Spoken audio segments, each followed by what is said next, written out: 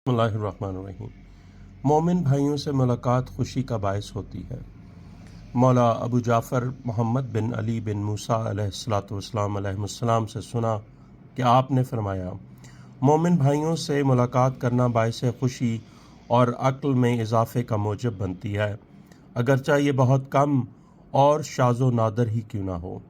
अगली हदीस मौला रसूलुल्लाह सल्लल्लाहु अलैहि वसल्लम ने अमीरुल मोमिनीन अली इब्न अबी तालिब अलैहिस्सलातु वस्सलाम से फरमाया, ए अली अलैहिस्सलातु वस्सलाम, आपका इस वक्त क्या मंजिलत व मकाम होगा जब आप जहन्नुम के किनारे पर खड़े होंगे और पुल सिरात आपके सामने होगा और लोगों से कहा जाएगा कि इस पुल से गुज़रो, और आप उस वक़्त जहन्नुम से कह रहे होंगे, ए जहन्नुम, ये तेरा है और ये मेरा है।